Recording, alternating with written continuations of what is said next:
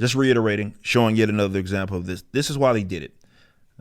You know the story about the whole John Kent thing, but I think a lot of folks lost sight of what really happened with that story. Yes, John Kent turns gay out of nowhere, and that exists, and that happened. However, what people lost sight of, and they told on themselves, when you look at guys like Tom Taylor, who is a fucking loser that is in the industry. I know people loved him for maybe, I wasn't a fan of it, but the whole fucking injustice thing and, whatever. If you think he fell from grace, I don't care. I never was big on the dude either way it went. But if you looked at the promotional tour that he went on, the minute that they announced that there was going to be a gay Superman, he was already appearing on podcasts and interviews with a rainbow colored S on his chest, if you will. So that's my thing. And that's what I was saying, that they tell you what the objective is here. It's about taking things that are recognizable, and you can look at it as bastardization, right? You can look at it as bastardization. That's a good way to look at it. But it's more of that cultural influence. Like you take a character like Superman, who, again, he's beyond just comics per se. He is a part of like the fabric of, and Batman, I would say as well, of American culture, especially in an art standpoint, or from an art standpoint. And you can see that. People that know him have probably, most people that know who of him have never picked up a Batman book in their life. Never.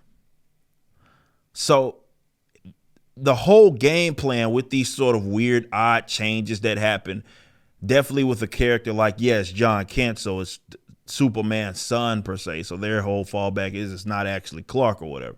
Either way, they were able to take the symbolism and make it gay. So here we have yet another one.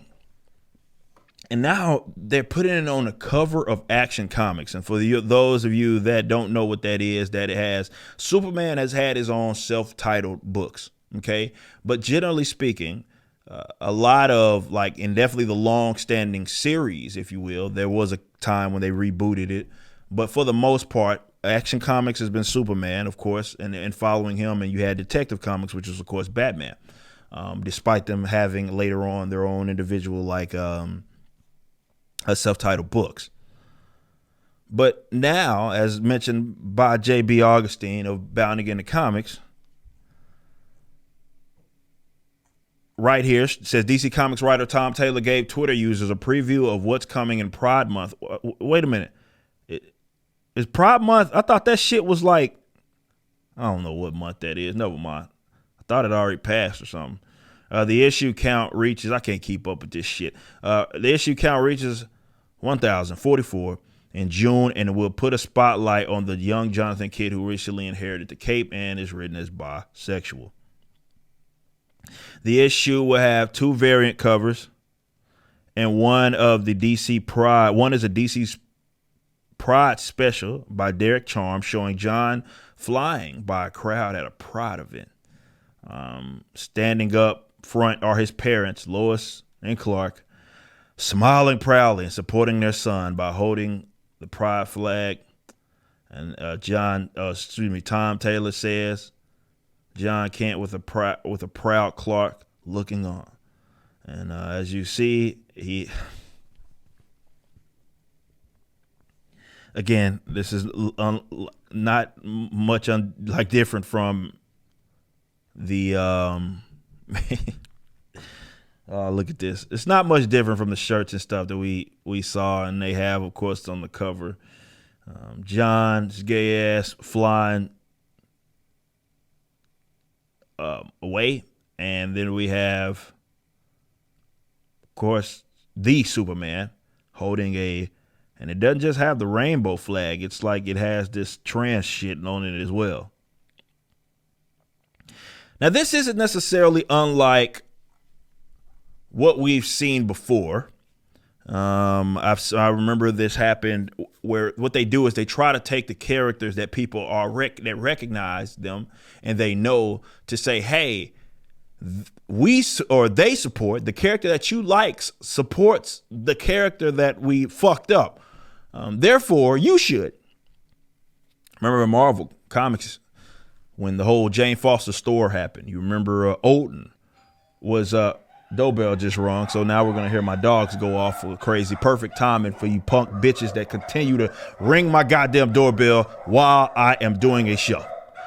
I don't appreciate it. My dogs clearly don't appreciate it, and now the whole segment has been fucking wrecked. Thank you. Either way, hey, it's gonna be all right, girl. It's gonna be all right. It's gonna be all right. It's gonna be all right. It's just some weirdo. It's gonna be all right. Gammy girl.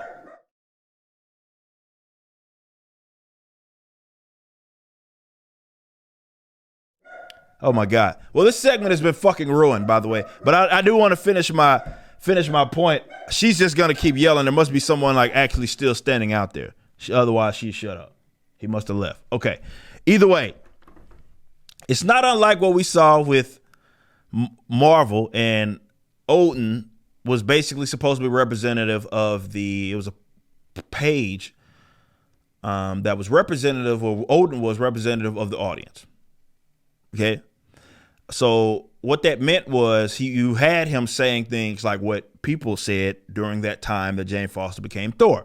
And it was that, what the hell are you doing? That Thor is his name.